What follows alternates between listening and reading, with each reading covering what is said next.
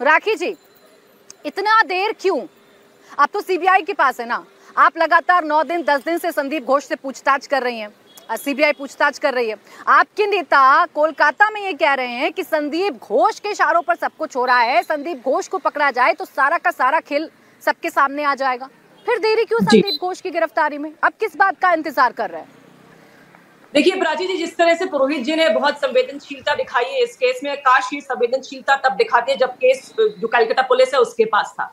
हम सब जानते हैं कि किस तरह से मॉब ने वहां पर अटैक किया और अटैक करके साक्ष्य मिटाने का प्रयास किया। जब सीबीआई आई तब तक स्थिति बहुत चेंज हो चुकी थी, लेकिन मुझे पूरा विश्वास है कि सीबीआई जल्द ही इसका पूरा जो एक मामला है उसको साफ करेगी। और निश्चित तौर पे प्राची जी, ये सिर्फ और सिर्फ दुष्कर्म का केस नहीं निकल के आएगा, ये एक बड़ा केस है। आप बताइए, किसी भी केस के लिए 7,000 से ऊपर के लोग, जिसके लिए प्रशासन को कोई इनपुट नहीं था, उनको मालूम ही नहीं था कि इतने सारे लोग वहां पे अटैक करने वाले हैं। आप देखिए, जो साइट थी जहां पर की ये पूरा इंसिडेंट हुआ, वहां की स्थिति को चेंज कर दिया गया, पन्ने फाड़ दिए गए, परिवारजनों को गुमराह किया गया। जिससे जो चीजें आई हैं पुरोहित जी, मैं पूछना चाहती हूँ, कैसे लॉ एंड ऑर्डर और उसके प्रशासन के प्रति स्थानीय लोगों का विश्वास रहेगा? जो सुप्रीम कोर्ट की दलीलें आई हैं उसके बाद कैसे विश्वास आएगा? जिस तरह की बातचीत आप कर रहे हैं, और ममता बनर्जी के पुराने स्टेटमेंट्स देख लीजिए आप, चाहे हंस खाली के, चाहे संदेश खाली के, हर बार ये बोलती है राजनीति है, इनका तो कुछ और चरित्र ही खराब है, गर्भवती थी, प्रेम प्रसंग था। इस तरह के स्टेटमेंट अगर किसी दायित्ववान पोजीशन पर बैठे हुए व्यक्ति देंगे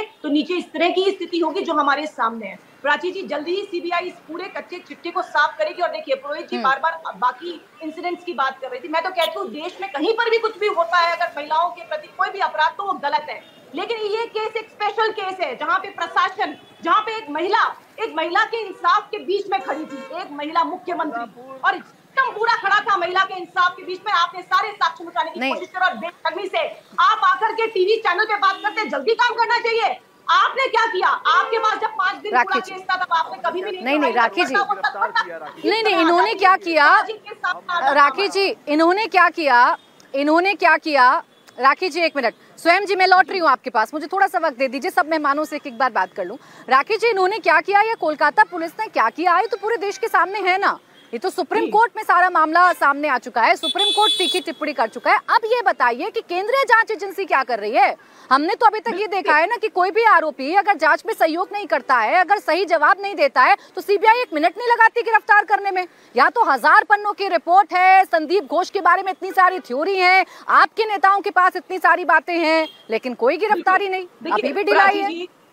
जो केंद्रीय एजेंसी है उनका एक अपना तरीका है काम करने का, वो पूरे साक्ष्य जुटाएंगे, जिससे ऐसा नहीं हो कि हमने कोई कमजोर केस दिया और बाद में जमानत हो जाए। तो पूरे साक्ष्य आने दीजिए, निश्चित तौर पे ये पूरे ग्राउंड लेवल तक पहुंचेगा। जिस तरह से आदरणीय प्रधानमंत्री जी ने भी इस कंसर्न को दिखाया है, आप देखिएगा कि आने वाले समय के अंदर, चाहे वो डायरी के अंदर पेजेस फाड़ने वाली बात हो, उसको भी सीबीआई के आने के बाद ही वो बात क्लियर हुई। उनके माता पिता को विश्वास किस पे था?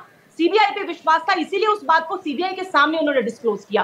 एक ऐसा केस बनाना जिसमें कोर्ट भी, जुडिशरी भी प्रॉपर तरीके से सजा सके, ये ध्येय है केंद्रीय एजेंसी का, और आप देखिएगा ये होगा। चलिए ठीक है राखी जी, इंतजार करेंगे कि जल्द से जल्द हो जाए। माँ बाप का आंखों का पानी सूख रहा है, वो उम्मीद लगाए बैठे हैं कि जल्द से जल्द उनकी बेटी के आरोपियों को, उनकी बेटी के दोषियों को सजा मिल जाए। कितनी जल्दी ये होगा इसका इंतजार तो हम भी कर रहे हैं, और ये इंतजार पूरा कोलकाता, पूरा देश कर रहा है।